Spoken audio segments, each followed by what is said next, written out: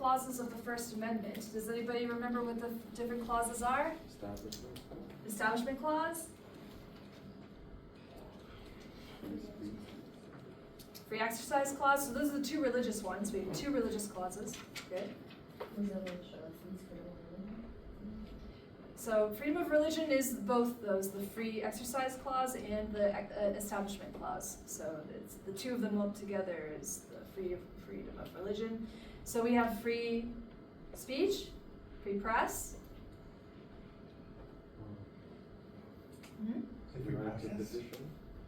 Yep, petition and assembly. Yep, assembly is protest. Yep, so good. And of course, it would be very useful to have an idea of the Supreme Court cases that are linked to those different clauses. So we went through a few of them. I've given you just a few to highlight here. So when we talk about the Establishment Clause, for instance, we're talking about the Lemon test that had a very strict separation between church and state. Of course, that has been changed thanks to the Kennedy decision. That was the high school football coach who would kneel for prayer after games. And so since that ruling, which was very recent, 2022, we now have a less strict idea of the separation between church and state. Now we have to take into account more historical, cultural aspects. Skokie, does anybody remember what Skokie was about? Which clause it dealt with? Speech, yes. So what was the ruling there?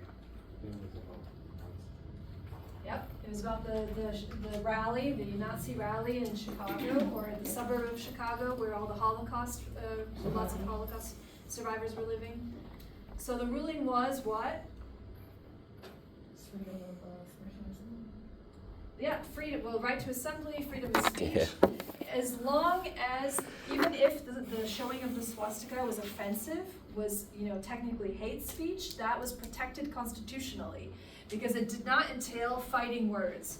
That is the exception that was kind of coming out from this Skokie ruling, was that if it was going to lead directly to violence, then okay, we're going to have a ban on it. We're not going to protect it under the First Amendment. But basically, that's hard to prove, number one. But it upheld the idea that even offensive speech is constitutional. Does anybody remember Masterpiece Cake Shop? The one with the gay couple? Yep. And then they went into a guy's cake shop knowing that he had his own personal beliefs dealing with his, I think it was his religion, and that he didn't want to serve them or have any service with them. Yep. And then they took them to court. Mm-hmm. Yep, so they ended up ultimately winning, or the cake shop owner, because the Civil Rights Commission in Colorado did find the baker liable for discrimination, but that was overturned in the Supreme Court because of free exercise, right? The free exercise clause allowing him to choose who to serve, essentially. Yeah. And we also talked about Hobby Lobby very quickly. I didn't put an emphasis on that one, but do you remember that was also dealing with the free exercise clause? Wait, so he can choose where he wants to serve. That means that if he wanted to be like, okay, whites only or blacks only, he can do that? That's a good question. And indeed, well, technically, yeah. Was it based on his religious beliefs or? Yep, Like personal. that's what he said. How do we know? So if we say like no whites allowed. If you can prove it's your religious belief, yeah. Okay. I think you bringing that up, we did not talk about that the first time we thought about it. We did not think about that. Yeah. There's always a technicality on everything. Yeah. So Hobby Lobby similarly had a ruling with the Supreme Court with regards to birth control. So you might recall we talked about it in the context of healthcare, for all. So we do have the Affordable Care Act. We'll be getting into what that entails a little bit more at the end of the semester when we get into public policy. But this basically ended up on the Supreme Court level because Hobby Lobby was forced by the federal government and this act to expand its coverage to birth control pills for its employees. And so the owner of Hobby Lobby said, this is in violation of my religious beliefs, I don't support the use of contraception, so why would I support that and pay for it for my employees? And so that was brought to the Supreme Court, and they ruled in favor of the free exercise clause again. So it was a religious belief of his, or her. I think it's a couple, right? Family that owns Hobby Lobby? It's a couple. Anyway, another example too of the free exercise clause in practice. So yes, they were able to bypass the federal law requiring them to pay for contraception. Oh wow. So if it's a couple, could it have been the wife supports it but the husband doesn't, so they supported one side or another, or was it just a joint decision that, hey, we're not going to do it? The owners of Hobby Lobby, yeah. Oh, so both of them? Yeah, I think it's, Oh. yeah. It was Hobby Lobby, the plaintiff, so. All right, so we've kind of touched on it already a little bit, talking about the Establishment Clause, but the next thing I'd like you to make sure that you can do is describe how our interpretations, our understanding of certain parts of amendments or the amendment itself have changed over time. So we talked about the Establishment Clause and that strict divide between religion and church and state, or not, in the First Amendment's Establishment Clause. But I also wanted to point out the Second Amendment. Does anybody remember how we have interpreted the Second Amendment differently from its outset until today? The Second Amendment is you don't have to provide aid to soldiers, right? That's the third. Wasn't it that case with the guy in D.C.? Mm-hmm. What was his name? Keller? Mm-hmm. Heller. Oh, Heller. It's about guns. Yeah. Yeah, the right to bear arms. Yeah. So the interpretation early on, obviously, post-revolutionary America, we need to have an armed militia. We need to have an armed citizenry to have a counterweight to the power of government. We want to be able to revolt again, right? That was the idea in the 18th century that didn't really carry on until today, right? We don't really think of the right to bear arms as being necessary to protect our democratic system, right? So obviously our idea and understanding of the Second Amendment has shifted, and finally, with the D.C. v. Heller case, we finally have the courts agreeing, because the issue of gun control versus gun rights is a controversial one. The Supreme Court finally did kind of put weight to this interpretation of the Second Amendment as being for self-protection. So the idea of self-defense. The right to bear arms is a protection of life, okay? That's a good example. We also talked about things that are not explicitly stated in the Bill of Rights, but kind of implied, and that includes the right to privacy. So the Third Amendment is kind of falling into that there. The idea that we don't have to house soldiers. We don't really ever refer to this amendment, but it's the idea of the domestic sphere being private, right? We have this ability to not have governmental intervention in our homes. Explicitly, we saw this being referred to, or implied rather, in the other birth control case. Does anybody remember what the other birth control case was about? Connecticut. Where they wanted to control. Yep, so the state of Connecticut tried to ban birth control. It was in the 1960s. And a married couple said, no, this is right to privacy, right? How dare you try and intervene and stop us from doing something? Huh? Shouldn't that be the same argument? It was until Roe v. Wade. Roe v. Wade was overturned. Yeah. So different, interpretations over time. That's a very good example. Yep. So Roe v. Wade was being used, this idea of privacy, but also the Equal Protection Clause of the 14th Amendment. But then Dobbs overturned it, finding that it didn't have any constitutional protections. So yeah, because it's implied. Right? It is implied. It's not explicitly stated. So we also talked about shortcomings. So I've given you some examples here. Does anybody recall what civil asset forfeiture refers to? Yep, you got a wad of cash. If the police suspect that it's coming from nefarious criminal means, They will can take take it. and you will not get it back. Ever.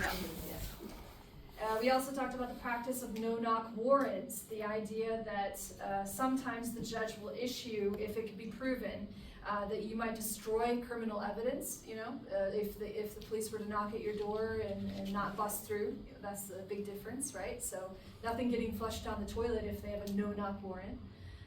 So that, of course, has led to some controversy too.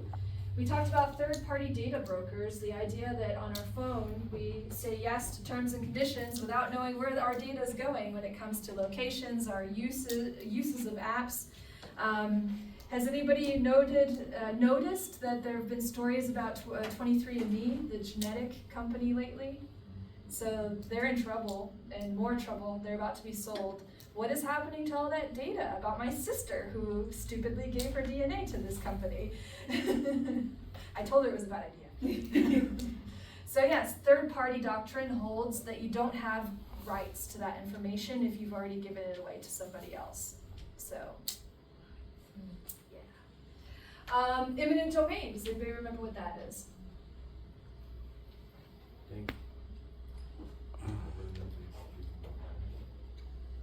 Stealing, yeah, to take. I mean, They can buy it, they can Yeah. forcibly buy it from you, yeah. Because they do have to give you some kind of monetary compensation. But yes, if it can be proved that your private property is, more beneficial for the public, like the creation of a highway through your land, etc., that would be a practice of the government to take it. Okay, so we also talked about the failed Equal Rights Amendment. Why did it fail? It's too broader. Too specific. I think it only It's protects too them. long to be right. It was too old, yeah. People were against it for those reasons, yeah. But it was basically, it took too long for all the states to ratify that were needed. So we didn't get enough ratification of it before the deadline of 10 years.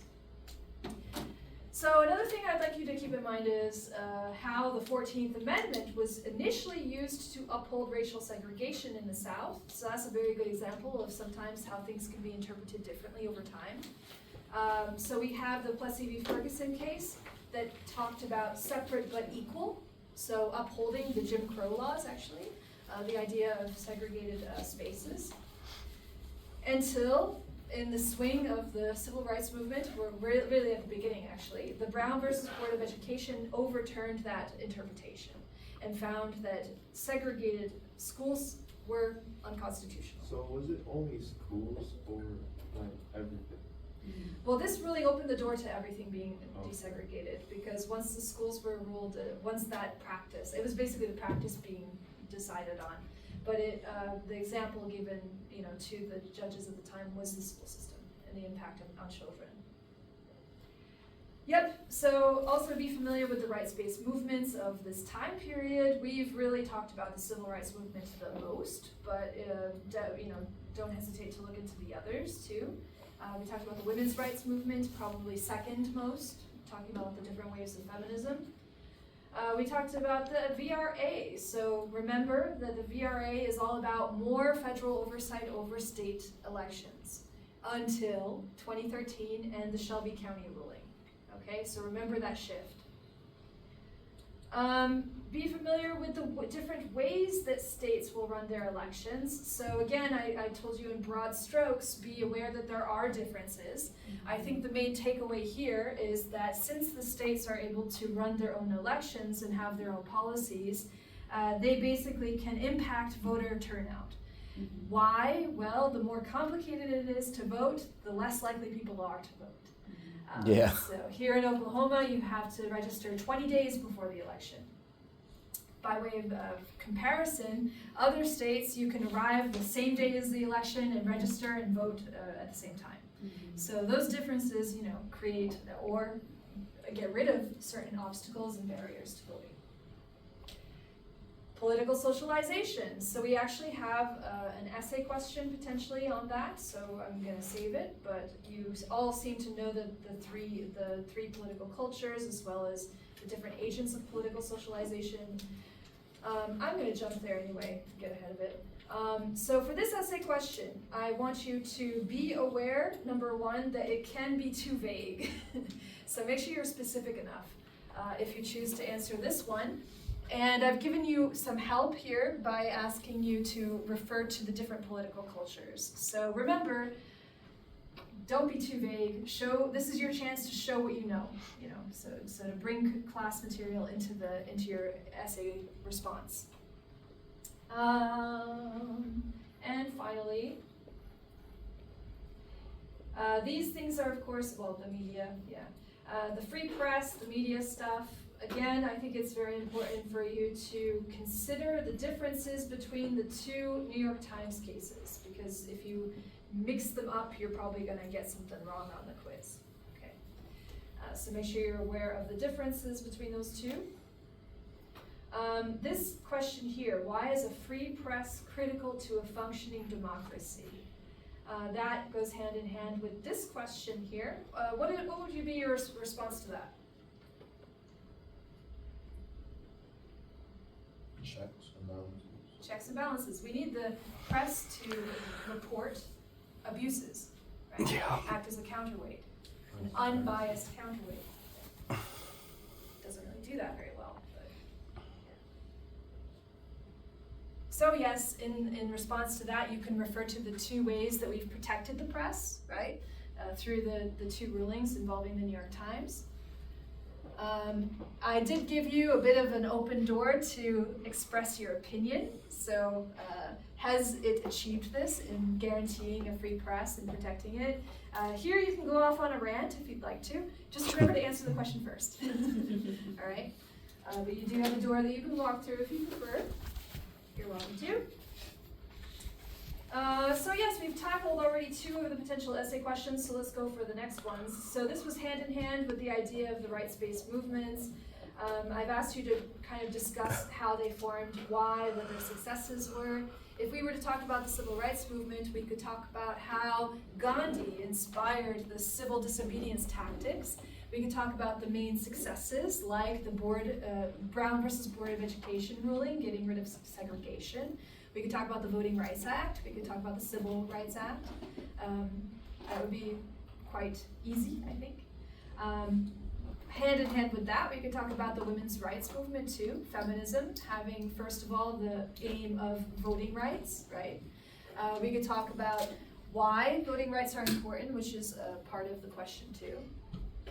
Participation in government, having a public life was really the focus. Of both of the waves of the feminist movement. You could talk about the radicalization of the feminist movement with, attacks on beauty pageants and lots of actual activism for seeing domestic violence, rape being, prosecuted in a good way, in a victim-based way in the court of law. Then we can talk about, this is the last one, right? Yeah. Describe at least two examples of how the U.S. Supreme Court has interpreted the Constitution and the Bill of Rights differently over time. So we've already seen plenty of examples of that, right? So I'm going to leave you with one more. Does anybody remember why I call Dred Scott and this decision the worst ruling ever? I think it was about African Americans not being citizens. Yeah. So it was before the Civil War. So before the Civil War, and probably one of the factors leading to the Civil War, was this man Dred Scott who tried to sue for his freedom because his master had died, and before he died, they had moved to an area of the country that actually prohibited slavery. And so he asked the Supreme Court to, grant him his freedom. The Supreme Court said no, and their reasoning was that there was no such thing as non-white citizenship. So in direct response to this after the Civil War, we have the 14th Amendment and birthright citizenship being established. The 14th Amendment is one of the 3 Reconstruction amendments right after the Civil War. The first one was the 13th Amendment. Does anybody remember what it did? Abolished slavery. Yes. So now slavery is done. The 14th Amendment was a big one.